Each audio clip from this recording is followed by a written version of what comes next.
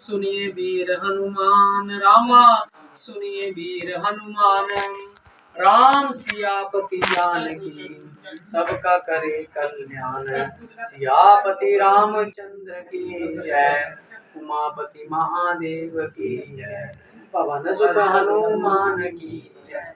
बोलिए कृष्ण बलदेव की जय।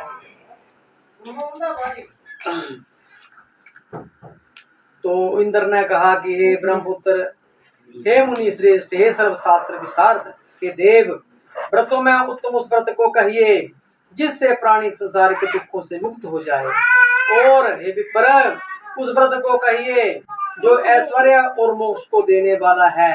नारद ने कहा कि त्रेता युग के अंत तथा द्वापर के प्रारंभ काल में नीच कर्मों को करने वाला अत्यंत पापी कंस जो है नाम दैत्य उत्पन्न हुआ। उसकी महाश्रेष्ठ सुंदरी बहन, उसका नाम था देवकी, और उस देवकी से उत्पन्न जो 8वां पुत्र होगा वही उस दानव कंस का वध करेगा। इंद्र ने कहा, तो हे नारद, उस दैत्य की कथा को विस्तार से कहिए।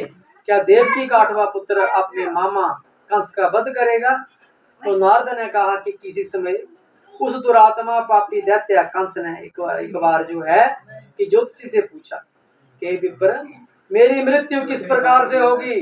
और तो ज्योतिषी ने कहा कि हे दानवाधीश यादवेंद्र वसुदेव की पत्नी जो देवकी है, जो कि बोलने में बड़ी ही चतुर है और आपकी बहन है, उसका 8वां पुत्र जो कि कृष्ण के नाम से विख्यात होगा और शत्रुओं को परास्त करेगा, वही जो है सूर्योदय के समय तुमको मार डालेगा।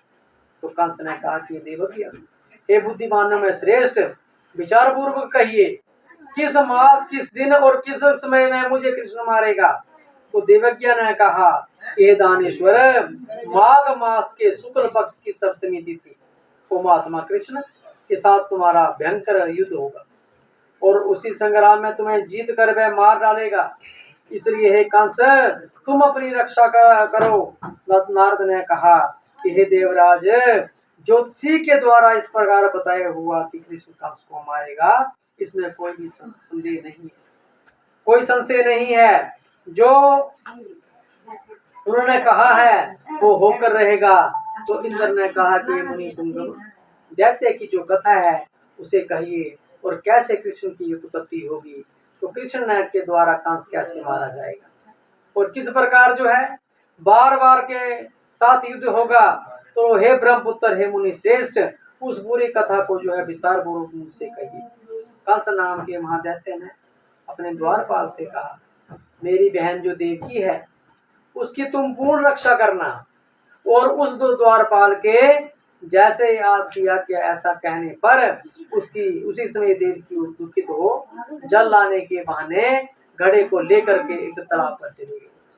तदनंतर वहां अत्यंत घनी छाया वाले बड़े वट वृक्ष के नीचे बैठ करके वहीं देवकी रुदन करने लगी।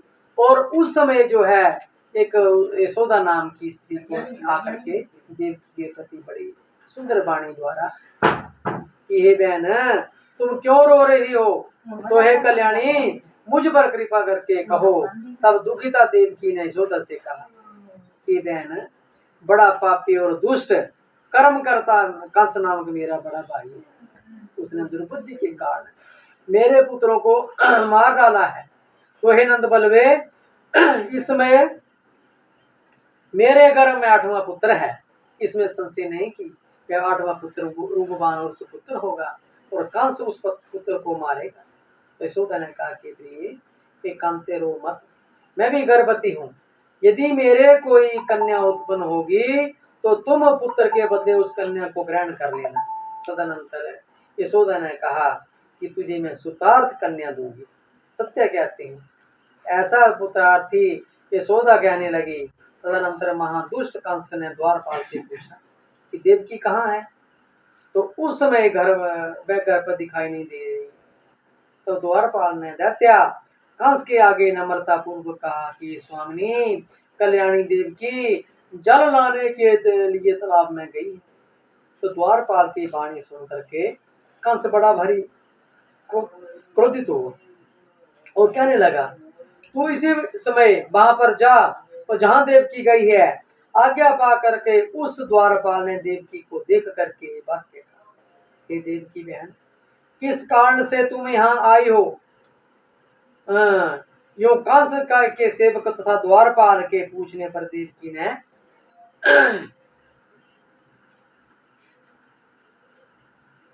कहा कि मेरे घर पर पानी नहीं है, तो मैं जल लाने के लिए आया।